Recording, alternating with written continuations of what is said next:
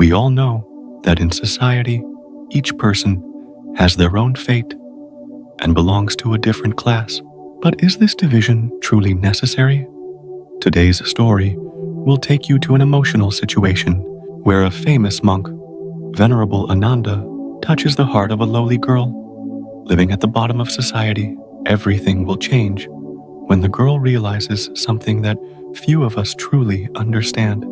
Everyone is equal, and the value of a person is not determined by their class or origin, but by their actions and the heart of each individual. Let us listen to this inspiring story together and explore the human values it brings. The conversation between Ānanda and Prakirti will unfold a valuable lesson on equality and compassion, where love and empathy transcend all boundaries. Ānanda was the son of Prince Amitabha, the younger brother of King Suddhodana. He was exceptionally handsome and possessed an extraordinary memory. During his naming and bathing ceremony, the Brahmins, who were experts in the science of physiognomy, praised and lauded him endlessly. They said that the prince had a superhuman intellect, and that whatever subject he encountered, he could immediately memorize and recall it simply by glancing at it or briefly hearing it. After attaining enlightenment, the Buddha visited his hometown for the second time. Ānanda, along with Princes Anuruddha, Kimbila, Padya, Bhagu, Devadatta, and the barber Upali, left home to become a monk. Ānanda was known for his vast knowledge and keen hearing. Without his exceptional memory and profound understanding, the Tripitaka, the 3 collections of Buddhist scriptures, might not have survived to this day. He also served as the Buddha's attendant for 25 years, offering his services with skill and grace, fulfilling his duties without flaw, and demonstrating impeccable virtues, dedication, and diligence. Furthermore, he was the one who 3 times earnestly requested the Buddha to admit women into the monastic order. Without him, it is uncertain whether the order of nuns would have ever existed in the world. In addition to his radiant and handsome appearance, second only to the Buddha, Venerable Ānanda's character was gentle, kind, dignified, and filled with warmth. He had deep affection for his fellow brothers and sisters in the monastic community, both male and female. As a result, everyone in the fourfold community held him in great esteem, respect, and affection. No one met him without being left with a positive impression and a special fondness, especially women. And it was for this reason that the following story took place. One day, Venerable Ānanda was traveling afar. On his way back to the Jetavana monastery, he went on alms round through the village on the outskirts and rested under a tree to take his midday meal. After finishing his meal, he took his bowl and followed a path to a poor village at the foot of the mountain, looking for water to drink. He noticed a young girl by the roadside drawing water from a well. He walked closer, holding his bowl in his hands, and silently stood to the side, his gaze turned downwards. The girl's name was Prakirti. She came from the lowly Chandala class, living on the outskirts of society. When she saw a Brahmin with such an elegant and noble appearance standing quietly nearby, she became terrified. She lowered her head and nervously asked in a faint voice, "Sir, may I help you with something?" Venerable Ānanda, still looking down, clearly stated his purpose. "Miss, may I have a little water, please?" Hearing the stranger from the upper class address her as Miss, the girl became even more frightened. "I am a lowly person. I only need a little water. I am of the lowest rank, the lowest class. No one drinks our water. I only need a little water to quench my thirst. Water is meant for bathing, washing, and drinking. It doesn't distinguish between classes, miss." Hearing the stranger say something strange about not distinguishing between classes, the girl dared to lift her head and respond more boldly. I am the daughter of the lowly Chandala lineage. This well water is clear and sweet, but to those from higher classes, they deem our water unclean and impure. This water is only for us to drink. The upper classes think it's contaminated. They won't drink it, not even to wash their hands, let alone drink it. I didn't ask which class or rank you belong to. I just asked for some water. Surely you must know. In this land, there are generally two classes, the noble class and the lowly class. I belong to the lowest, the most despised class in human society. I don't need to know your class. I only need water to drink, miss. How could I possibly give water to you? I am a lowly girl. Those living in the grand castles in the city, the noble ones, belong to the upper class. As for people like me, we don't even have the right to look at them. They are disgusted by our very shadows and won't dare to step on them. When we come near, they avoid us. If they are forced to see us, they must wash their faces with scented water and grimace, saying, "Oh gods, what did I just see? Those lowly people. How could I dare offer you water? How could I come close to you to give you water? If my shadow touches you, you would be tainted as lowly too." Venerable Ānanda felt pity for the girl, and at the same time, he wanted to clarify the concept of equality between human beings according to the teachings of the Buddha. He felt it was necessary to explain a little to this poor girl. I do not care about the so-called high and low classes. I only know that you are a human being, just like me. I have never heard that class can create a difference between one person and another. I do not accept such outdated, barbaric, and distorted ideas. All of us, regardless of class, have 2 hands, 2 feet, 2 eyes, 1 mouth, 1 face, and 1 nose. Can the sun rise in the west for those of the lower class? Can the sun rise in the east only for the upper class? Furthermore, the experience of happiness or suffering is the same for everyone. There is no difference. When we eat, our bellies all fill up and expand. When we are hungry, our stomachs all rumble and shrink. So, where is the difference, miss? Between human beings, everyone is the same. Prakirti immediately grasped the concept of equality beyond class, which was open, equal, and free from distinctions, as explained by the stranger. However, she wanted to understand more clearly. On the outside, there may not be much difference, just as you said, but those in the higher classes, they are born into such noble lineages due to their blessings. As for us, we are born into lowly families because of our misfortune and sins. They are fortunate enough to be born from the mouth, from the shoulders of Mahabrahma. As for us, we are born from his feet, from his heels. We are not allowed to study the Vedas. Hence, we are ignorant, lowly, and disadvantaged in every way. We have no place in any class. We are at the very bottom of society, sir. By now, the 2 of them had started to converse quite naturally. The girl glanced at the stranger, noticing his beauty and dignity, and then lowered her head again. Her heart raced, and her cheeks suddenly flushed bright red. Venerable Ānanda, seemingly unaffected, continued the conversation, further explaining to the girl, "My teacher does not teach like that, nor does he preach such things. He taught that all of us are equal. There is no class distinction in blood or in tears. Everyone's blood is red, and everyone's tears are salty. You can listen to me as I recite this, which is what my teacher taught. No jaka vasalo, hoti, na jaka hoti, brahmano, kamana, vasalo, hoti kamana, hoti brahmano."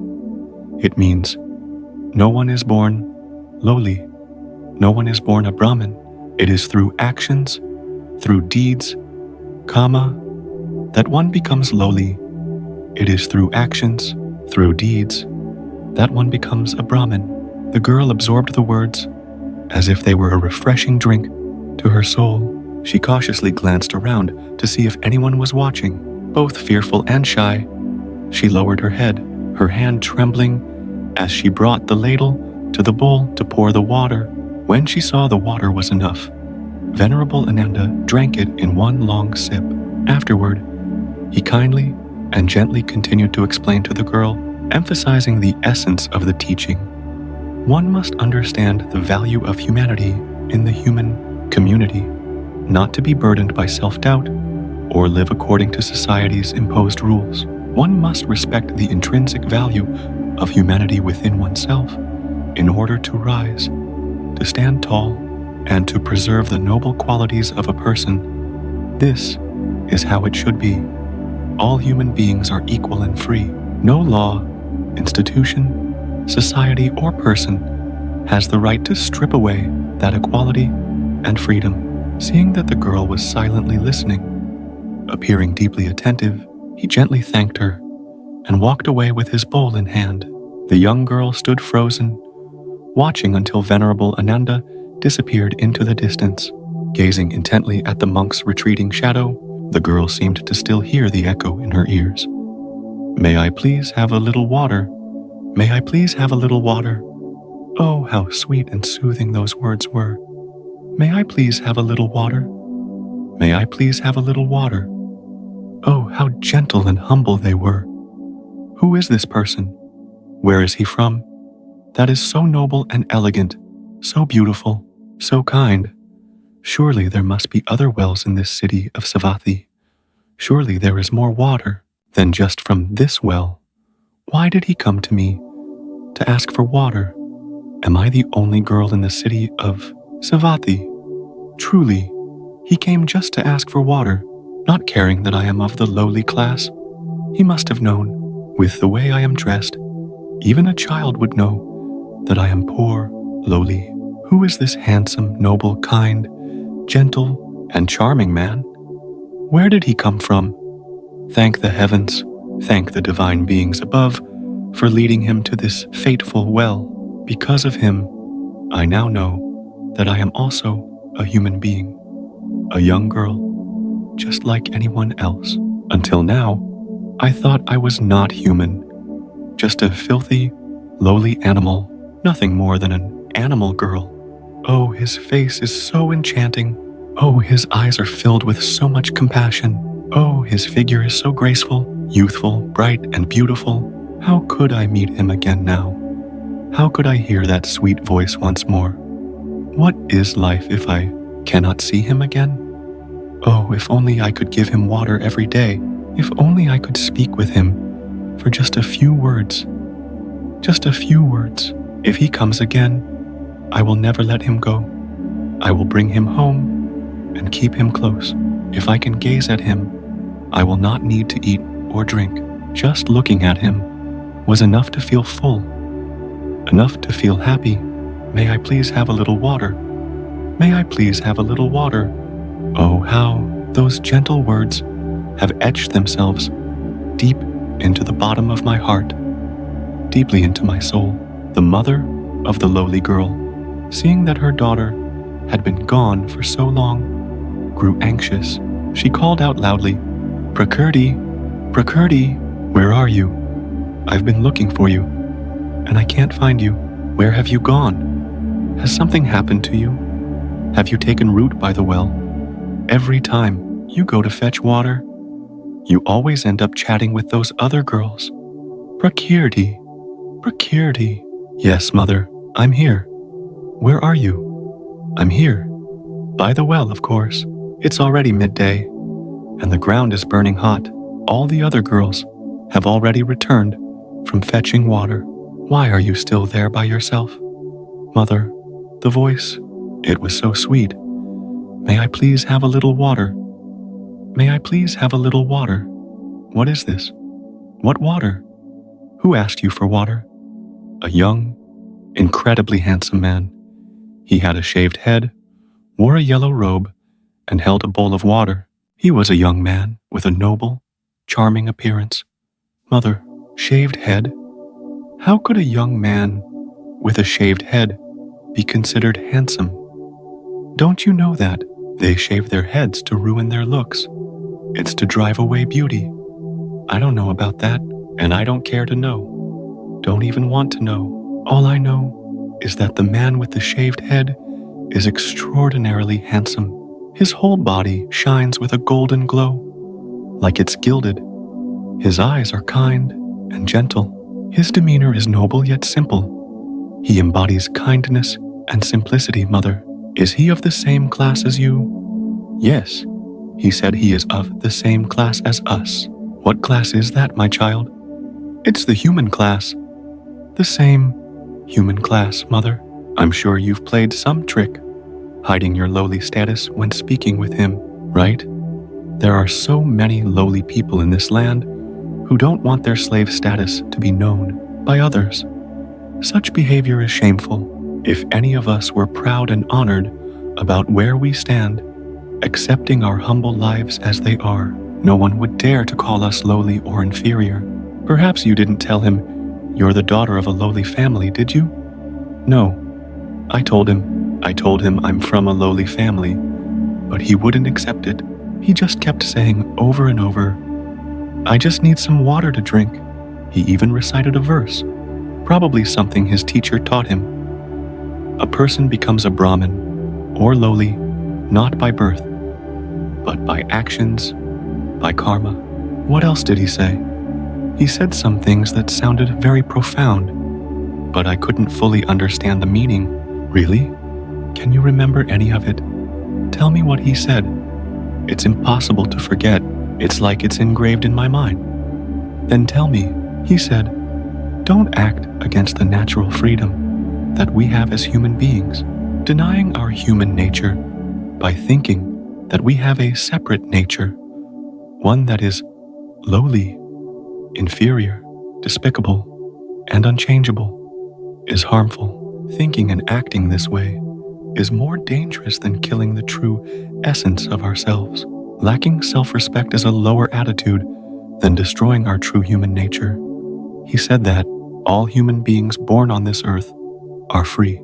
He also said, after being born free like this, that freedom gradually gets restricted by barriers like race, class, religion, language, customs, traditions, teachers, priests, and old customs. Mother, what he said really touched me. It was like lighting a lamp for my thoughts. For so long, I thought of myself as someone resigned to being lowly, bound by the social customs and doctrines that existed. I thought of myself as no different from a stray dog, searching for scraps of food on the street corners or in the market. He brought light to me, Mother. I feel like I am starting a new life from now on. It's only today that I've come to understand that I am a new member, a human being in the human society. He is the light. He is my light. May I please have a little water? May I please have a little water? Oh, how gentle, how sweet those words were, Mother. Even though he didn't want to mention the social outcasts, the causes of poverty, or our curses and the contempt we face, my dear, I know. The way people are born, whether rich or poor, noble or lowly, it's all the result of actions, of karma. So what did those from higher classes do to be born that way? They are the same. It's the result of actions, of karma from the past. No matter what, he told me that people don't become high or low based on birth. He said, whether you are a king, a Brahmin, a priest, or a monk, if you kill, steal, commit adultery, speak ill, deceive, or indulge in alcohol, you are considered lowly, inferior. That's right. He spoke the truth. That's exactly what I've been telling you. It's the result of karma. Mother, not everything that happens should be blamed on karma. I don't believe that. I am of lowly birth, not because of karma, but because society imposes cruel and foolish rules and regulations. I cannot accept these meaningless impositions. But never mind, Mother. Let's talk about something else. Talking about this won't get us anywhere. We've all been suffering, bowing our heads in shame, and enduring this for so long already. Let's talk about the man who asked for water. What is his name? That's what I want to know. What does he do? I just want to know that. I don't know. Mother knows. You go here and there, you know. It seems you spoke with the neighbor earlier. Yes. All right, I know. The neighbor saw you talking to a man and informed me. I also caught a glimpse of him. His name is Ānanda. He is a disciple of the Buddha from the noble Sakya family. What does he do, Mother? He's a monk. He has renounced worldly life and become a bhikkhu. Oh, Mother, he is the best man in the world. I don't care who he is. I just want to look at him forever. I cannot live without him. I need Ānanda. If I can't have him, I will starve myself to death. Mother, you know spells. You know how to do magic. Use all your magical power to bring Ānanda to me. If you don't, you will never see your only daughter again. I will starve myself until you bring Ānanda to me. Our king Kosala is a great admirer of the Buddha. He visits the Buddha every day. Be careful. If he knows that you love Ānanda, the king will burn down our house, burn down our village. The king will banish us lowly people from this land. At that point, we would be finished.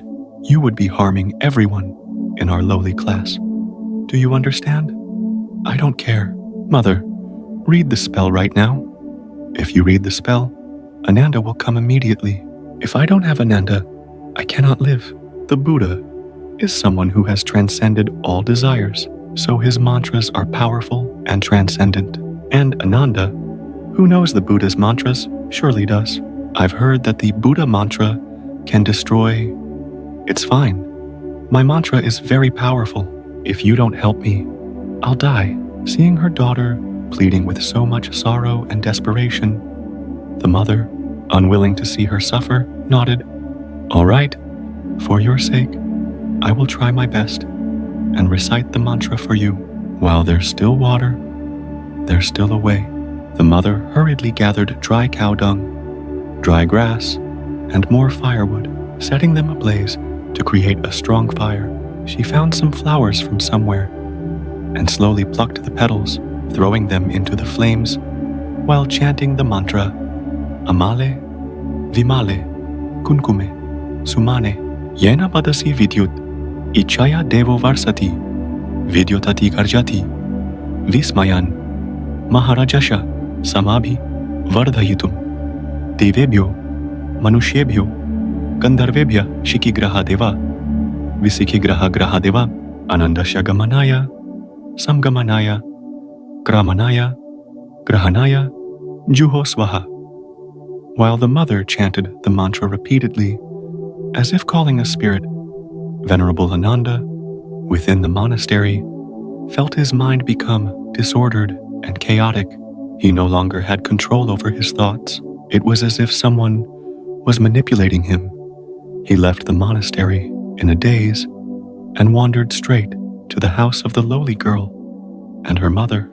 Seeing Ānanda approach from afar, the mother told her daughter to prepare the bed. Ānanda entered the house, stopped, and stood still.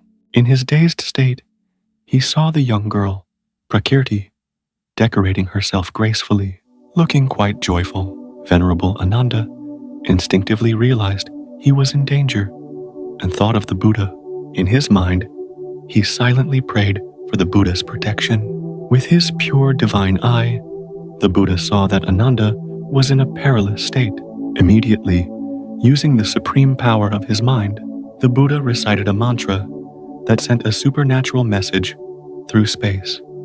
Sthirashutit suniti swastik sarva pranibhaya sara prasannam nirdosham prashantam sarvatobhayam itayo yatra shamyanti sarva siddhaska yoninani itna satyavakyena swastyanandaya bhiksavi. The Buddha's mantra, with its superior power, dissolved the mother's spell in the air. Venerable Ānanda regained his senses, as if waking from a dream. He let out a gentle breath, bowed his head, and began to walk back toward the Jetavana monastery. Prakirti was startled when she saw Venerable Ānanda leave. She told her mother to do something to make him return. The mother sighed I knew it. The Buddha mantra dissolves all the spells in the world. Ānanda must have learned the Buddha's mantra. I don't have the power to defeat them. Venerable Ānanda, having broken free from the mother's spell, went to pay his respects to the Buddha and stood respectfully by his side. The Buddha spoke, "Ānanda, you must listen and remember the Sadaksara Vidya Sutra. This is a sutra that will protect all monks, nuns, and lay followers, both male and female. The Sadaksara Vidya Sutra has been explained by 6 Buddhas, protected by the 4 great heavenly kings, by the great Brahma Sahampati, and now by me, the Tathagata Sakyamuni. So, Ānanda, you must remember this. Reflect on it carefully. It consists of syllables woven together with a very mysterious resonance. Though it has meaning, it doesn't need to be explained. Listen carefully. Andare pandare karande keurerti, haste svara grive bandhumati, viramati, dara vidha silimile, vilodaya, visani loke visa, kala golamati, gandavile chilimile satimimena, yatha samvibhakita, golamati ganda, vilayai svaha. Then the Buddha continued, Ānanda, remember this. Anyone who recites the Sadaksara Vidya Sutra will be freed, liberated. Even if they are tortured or oppressed, they will be exempt from punishment and released if ordered to be punished. If they are in fear, all their fears will cease. Ānanda, anyone protected by the Sadaksara Vidya Sutra will never be crushed or harmed by any force, except for the results of their own past karma. Venerable Ānanda was freed from the spell cast by the girl's mother. However, Prakirti, the young girl, still secretly loved him, unable to forget him. One day, as usual, Venerable Ānanda went on his alms round. Prakirti quietly followed behind him.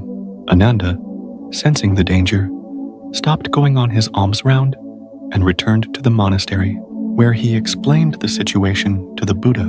The young girl, following closely behind, arrived at the Jetavana monastery and hesitated at the gate. The Buddha called her in. The Buddha asked, "Is it true that you have been following Ānanda closely?" "Yes, Lord Buddha, it is true. I have been following him." "Why?" "Lord Buddha, I want Ānanda to be my husband." The Buddha smiled. "Do your parents agree with this?" "Yes, Lord Buddha. My parents approve." "Then please invite them here." Prakirti went home and told her parents that the Buddha wanted to meet them. Soon after, she returned to the Jetavana monastery with her parents. The Buddha asked them, "Your daughter says she wants Ānanda to be her husband. Do you agree?"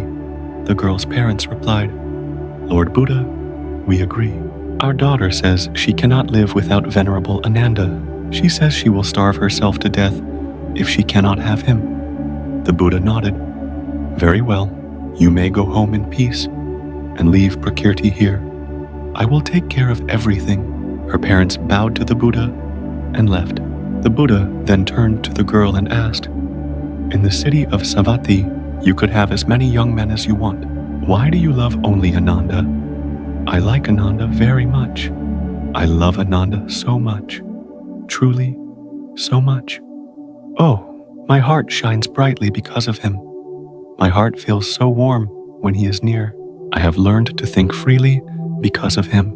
It is also because of him that I understand that I am a human being, a member of the human community. He is the one who taught me that I, too, have all the freedom and rights that anyone else should have. When society cast me aside, pushed me to the lowest depths, and treated me like a stray dog, a wild dog, he was the only one who showed me that I, too, am an equal human being in the human race. Therefore, he is my light, my new life. I cannot live without him. My eyes are filled with gratitude when I see him. His voice is warm in my ears. Oh, how gently he looks at me.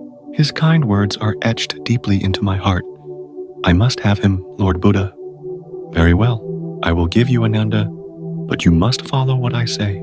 I will do anything, Lord Buddha, if you give me Ānanda. If you want Ānanda, you must wear what Ānanda wears. Ānanda shaves his head. You must shave your head. Ānanda wears yellow robes. You must wear yellow robes. If you do these things, you can have Ānanda. Lord Buddha, I will run home and return immediately after doing what you have instructed. Prakirti ran home and told her mother everything.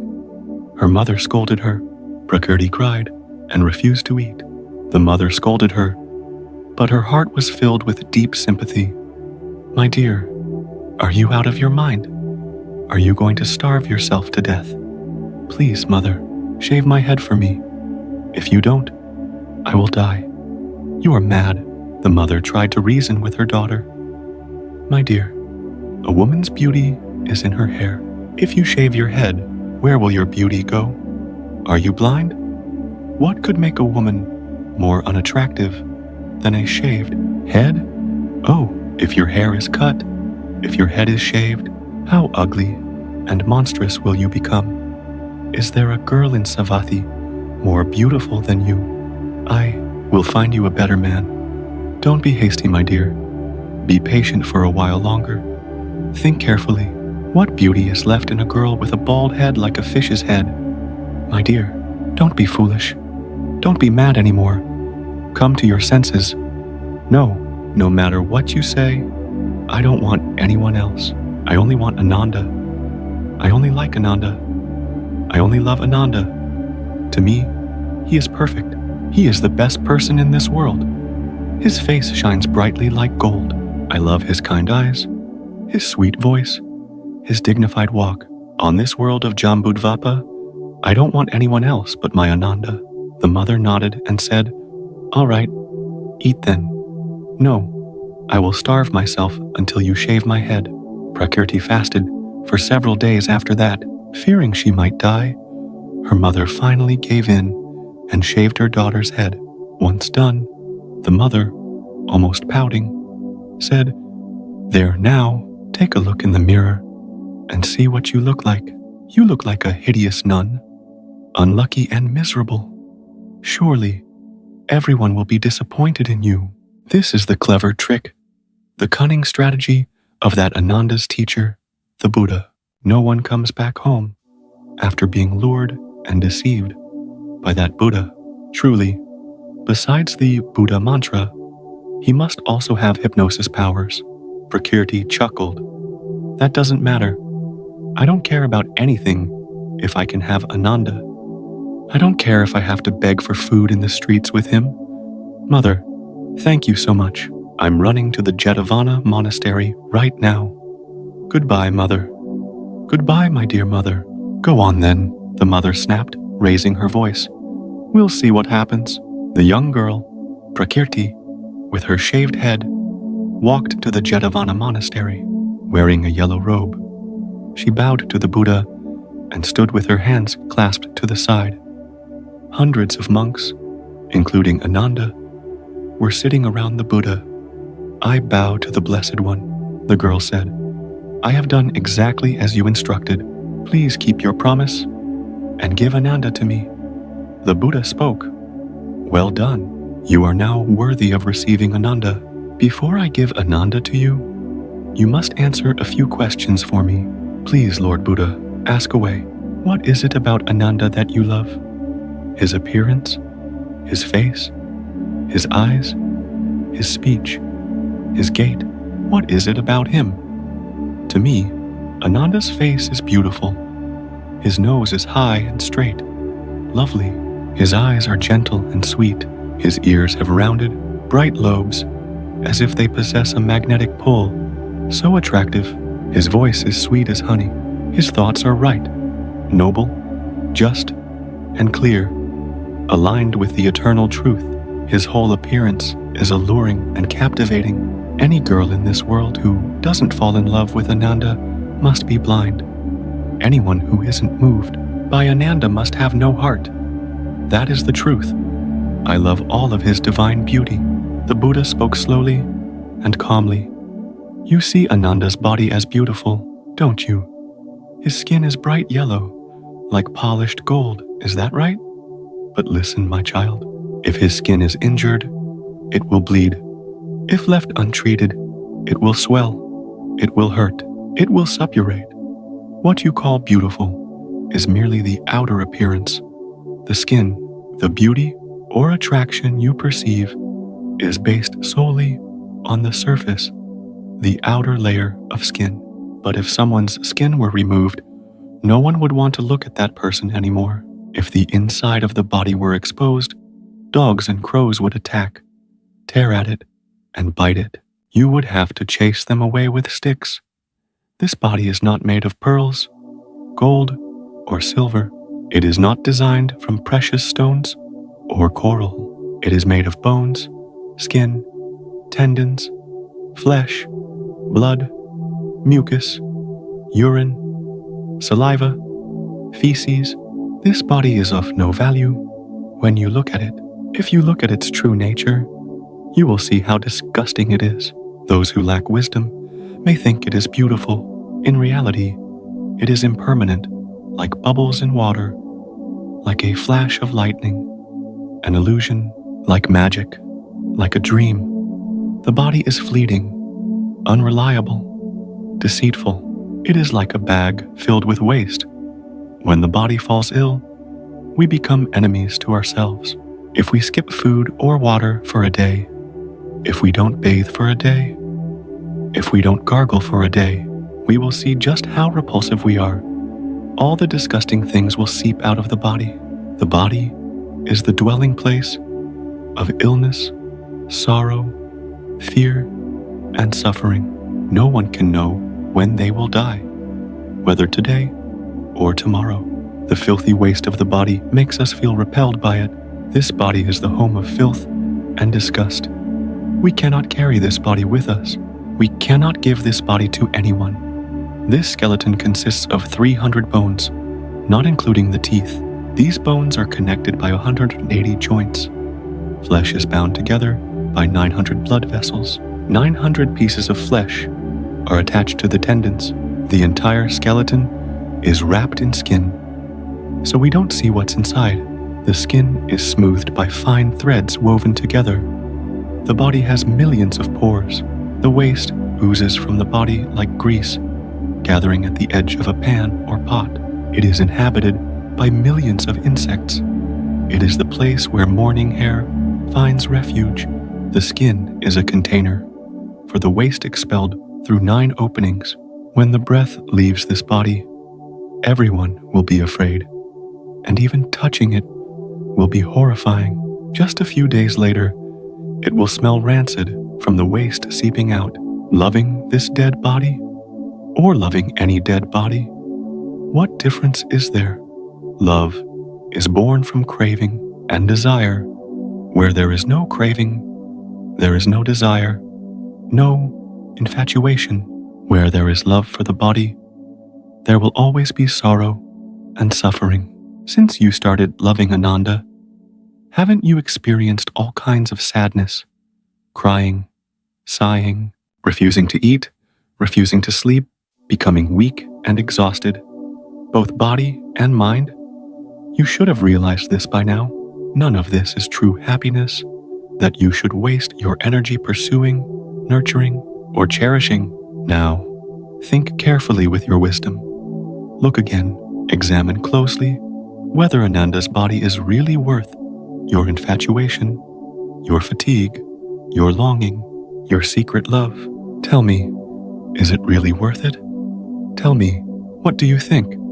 The more Prakirti listened to the Buddha's words, the more the truth was revealed, and the more horrified and disgusted she became due to her accumulated past karma. Just imagining it, she felt as though she might vomit. She suddenly fell to her knees. Oh, Blessed One, truly, I have been deeply moved. I have truly seen the truth through your detailed and profound teachings. I have seen the true nature of the impurities within Venerable Ānanda's body through your description. My heart feels light and uplifted after hearing the wonderful Dharma from the Tathagata. I now understand everything, all the truths. Nothing can hide or deceive me anymore. The Buddha smiled again. If that is truly the case, I will fulfill my promise and give Ānanda to you. Now, you may go home with Ānanda. Prakirti bowed down repeatedly. Oh no, Blessed One, I no longer need him. I no longer need Venerable Ānanda. The profound and sublime teachings of the Tathagata, especially the practical and clear reality you've shown, have healed the sickness of my heart, have healed my ignorance and madness. Now, I am no longer the misguided young girl living according to such crazy desires. All the passion has left my heart. Please, Blessed One, with your compassion, accept me into your order of nuns. The Buddha smiled gently, with a soft expression, and nodded. My monastic community is vast like the great ocean, just as the many rivers like the Ganga, Yamuna, Atiravati, Sindhu, and Godhavati all flow into the sea, blending together, no longer distinguishing the water of one river from another. All become one, called the sea. Similarly, I do not distinguish between high or low, race, class, or country. Anyone can enter my monastic community. Once entered, all prior differences disappear, and everyone lives together as if children of the same father, brothers and sisters, in one family. All become children of the Buddha, followers of the Buddha. Therefore, nothing prevents you from joining the community of nuns. Soon, she was accepted into the order of nuns, and not long after, Bhikkhuna Prakirti attained arahantship. News of the Buddha admitting a lowly girl into the order of nuns spread like wildfire. All the leaders, Brahmins, wealthy families, and nobles of the city of Savatthi were shocked and disturbed. They wondered how a lowly woman, once a nun, could enter the home of someone born into a higher class. How could a person born into a higher class approach that nun? How could this nun accept alms from someone born into a higher class? They went to discuss the matter with King Kosala. The king, along with a retinue of high-ranking individuals, personally went to inquire of the Buddha. The Buddha called Bhikkhuna Prakirti, Venerable Ānanda, and all the monks and nuns to gather around him. He then asked the king and the others if they wanted to hear the story of Prakirti's past life. Everyone eagerly wished to hear it. The Buddha then began to tell the story. In a past life, by the banks of the Ganga River, there was a leader of the lowly class named Trishanka. He had a son named Shardula Karna, who was handsome and highly educated, having studied all 3 Vedic scriptures. When this young man reached the age to marry, his father went to the house of a Brahmin named Pushkar Shari to ask for his daughter's hand in marriage for his son. The daughter's name was Prakirti. The Brahmin was furious and considered the proposal an insult. The leader of the lowly class tried to explain that such class distinctions were unjust and that all humans were equal. Brahmin Pushkar Shari was moved by the leader's reasoning, which was logical and true, and agreed to give his daughter's hand in marriage to the son of the lowly leader. The beautiful young girl, Prakirti, of the high Brahmin class, is now the Bhikkhuna Prakirti. The son of the lowly class leader, Trishanka, is now Venerable Ānanda, and I, the Tathagata, am the same leader of the lowly class, Trishanka, from that past life. Stunned, amazed, and intrigued by the story, King Kosala and his attendants bowed to the Buddha and left. Prakirti's story is a journey from blind love to a profound realization of the true nature of genuine love. Initially, she loved Ānanda with all her heart, but in that blindness, she forgot that true love is not about possession or self-sacrifice. It was only when she met the Buddha that Prakirti understood that true love comes from freedom and enlightenment. The Buddha taught her that love is not dependent on external objects, but is about awakening, realizing the impermanence and suffering of all things, including emotions. True love is not possessive or yearning. It is compassion, sharing, and respecting all beings as equals. It is a love that is not bound by desire, but is liberated through the understanding of non-self and impermanence. Through this, Prakirti realized that by letting go of her illusions, she could love not only herself, but all beings in true awakening and freedom.